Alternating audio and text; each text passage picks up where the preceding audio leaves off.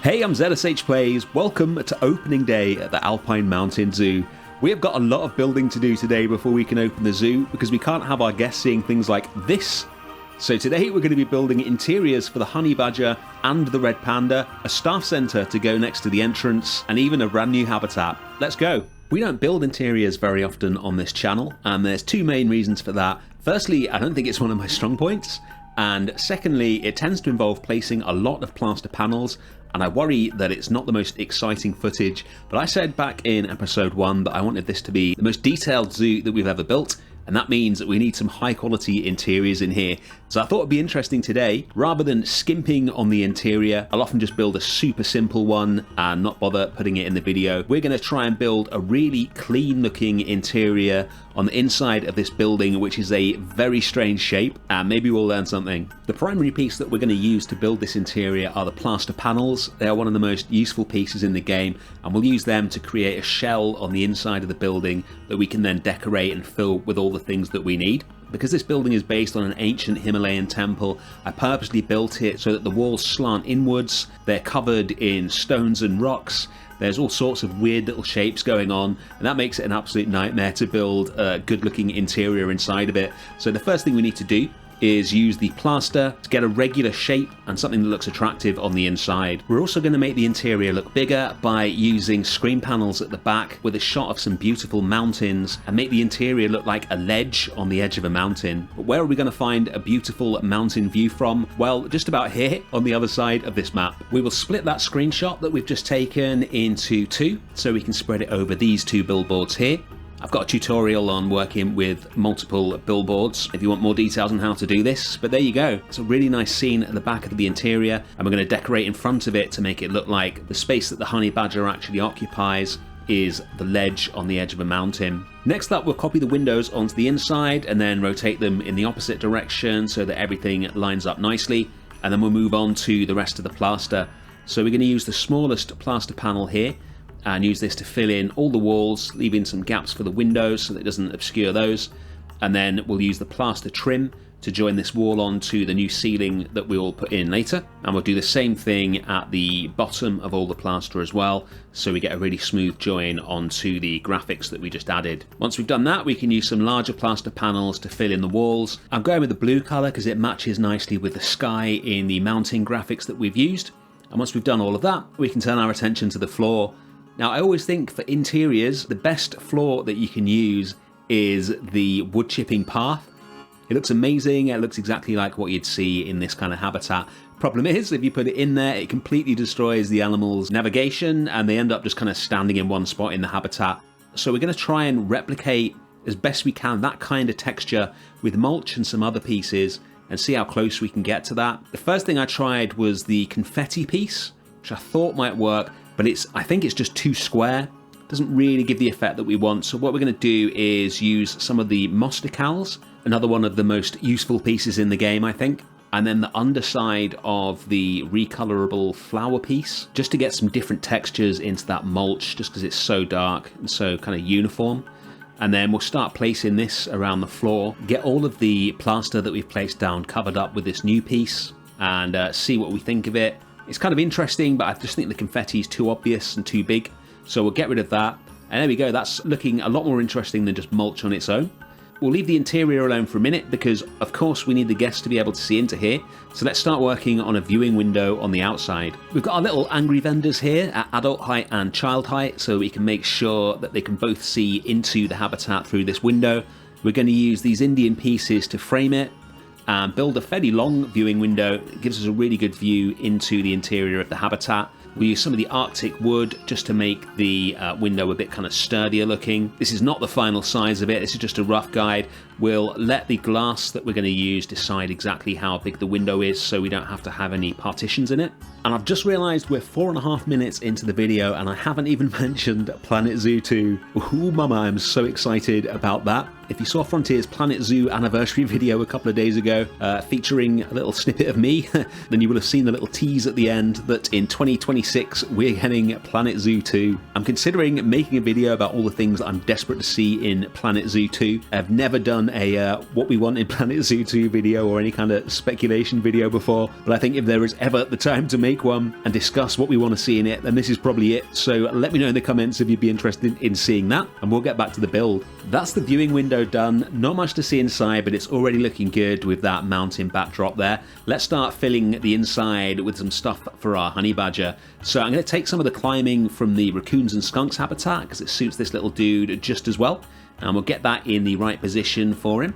And then we'll start putting some easy to grow plants like bamboo and stuff in here, and then we'll make the little ramp that he uses to get up from the outside look more like the mountain ledge that we're going for. And finally, we can put a ceiling in with some more plaster panels and then take a look at it.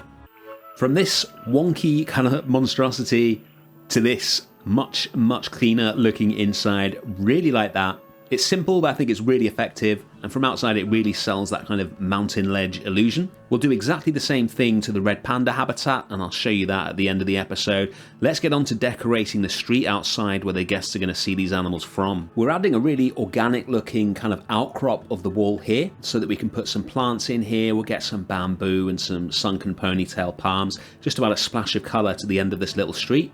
And then we'll put a definitive end in as well with some plaster panels.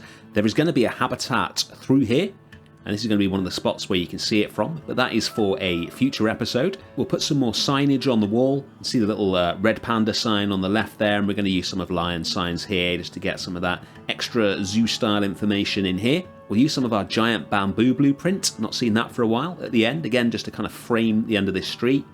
And then I've been trying to use this Red Panda poster since I bought the game, I think. I don't think I've used it anywhere since my first ever zoo, but I think I finally found a good way to use it, which is to hang it from this roof here. We'll use some of the smallest rope pieces to attach it to the rafters, and then we'll get on to the final detailing for this area. A lamp, a little Indian tea chest, some of the Asian decorations on top of that, and then finally some hanging baskets. We'll have one at each end of this building, again just to add a little splash of colour.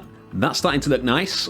We're going to quickly jump over to the entrance because we have a baby skunk to name. Thank you so much for all your suggestions. Flower-themed names were very popular, considering her mum's name is Daisy.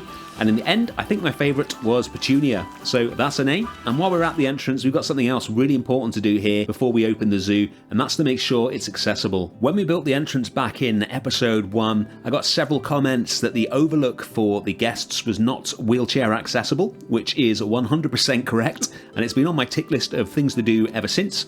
And now that we're opening the zoo, it is time to do it. So thanks to an amazing blueprint by Captain S of this realistic wheelchair lift, we're just going to place this in here, reformat the top of these stairs so that they form a gate that the wheelchair lift can attach to, and then we will customize it to fit our color scheme. This is a great little build, great work from Captain S here. I'm just going to redo some of the wood paneling to cover up the air conditioning unit that they very cleverly made it out of. And there we go, the overlook for the guests is now accessible to all, and we can move on to the biggest eyesore in the zoo. These undecorated staff buildings have been sat on a hill next to the entrance since about episode 2, I think. We've got everything we need to run the zoo here: a quarantine, 2 surgeries, a large staff room, keeper hut, and a trade centre. But now we're opening the zoo, we need to actually turn this into a proper staff building. So the way we're going to do it is connect all the buildings to each other so that the staff can get into them, and then we'll make sure that the only doors which are accessible from the main path are 2 at the front and 1 at the back, so that we have the appearance of an entrance and an exit to this building. And then the rest of them will use a path that will be part of the building and covered up. I like trying to incorporate the staff buildings somehow into the build so you can still see through the windows. I think it really adds something to the building when you can see the staff going about their little lives inside the building. So we'll leave a couple of the windows uncovered, and then we'll start joining it up to the main part of the zoo. I much prefer doing it like this, like you would in a real zoo, where you have one large building or suite of buildings that the staff use, and then the odd kind of hut for preparing food here and there around the zoo, rather than having staff rooms and keeper huts and everything else everywhere, because that's not really how real zoos are designed. This building is inspired by one of the entrance buildings at the Alpine Zoo Innsbruck, which is also one of the big inspirations for this zoo. It's a really simple design, but it's got a nice shape to it. It's got a nice overhang over the entrance and a top level that's kind of recessed from the bottom level. Don't want anything too complex here. It's just something that's going to sit next to the entrance. It's not overly visible, but it is visible, so it needs to look good. The roof is the same roof that I've used on the actual entrance building just to get a continuity, and I wanted a flat roof as well, so this isn't kind of looming up too much in the background. We'll get the name of the zoo on there, and then we can start detailing. So I'll put some lights in the overhang and have them turned on, just so it gives a bit more illumination in there. And then we'll start putting some windows in and a design inspired by the real building. So we've got these columns coming down here, and then each column has a window next to it. Tried a few different types, and this one here is the one that we're going to go with. We'll put a security light over the other entrance door. We'll get some graphics up next in the overhang to make that look a bit nicer. Some of our custom Jeeps that we use in every zoo, get an indication of where the veterinary part of it is, and then we'll use the African tile piece to make some security pass scanners next to each door. If you're enjoying this, don't forget to hit the like button and subscribe if you haven't already. Thanks. And then we'll just put a made-up kind of zoological society under the main name as well. I just wanted a second line of text on here. You can't really read it from the entrance, but that's fine. Just gives the impression that something's written there. Then finally, we're going to surround it with some trees. So we'll get some of these pines in. We'll have them running down two of the sides of the building. Make sure each one is spun differently in a slightly different height so they don't all look the same. These will break up the building's outline so it's not too overbearing in the background. And that's our new staff building, our first staff building done. Before we move on, let's take a look at that.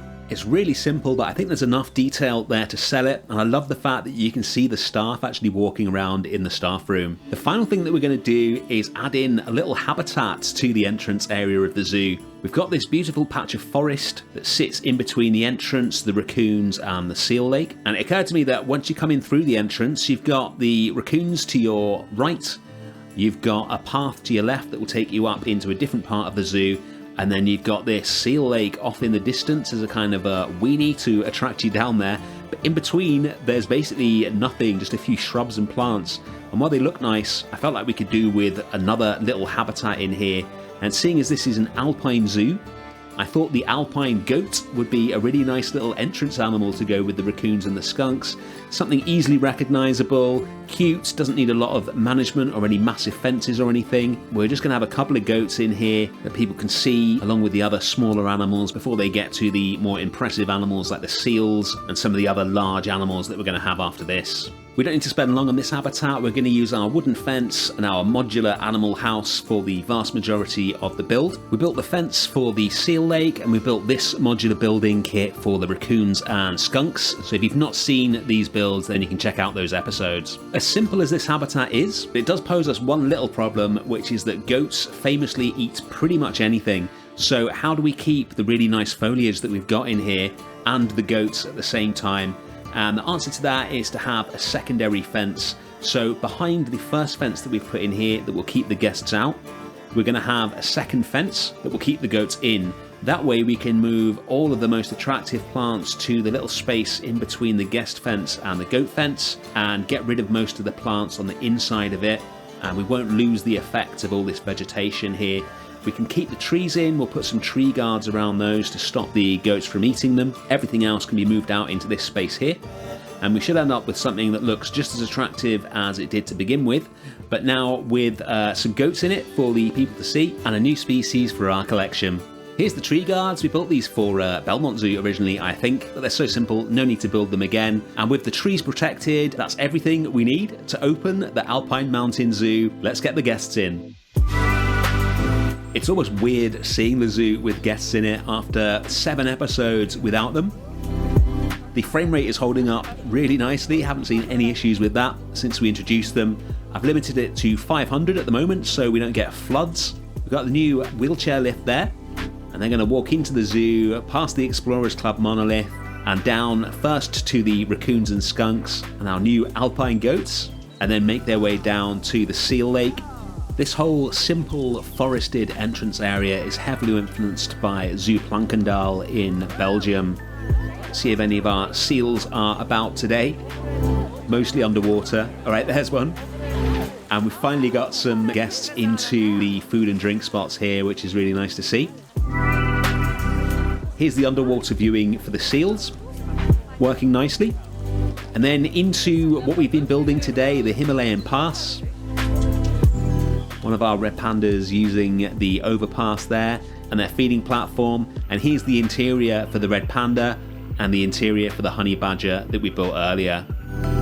This is where we started today. We've got a lot done. This is where we are now. Thank you so much for watching as always, and I'll see you next week for some more Planet Zoo. Bye.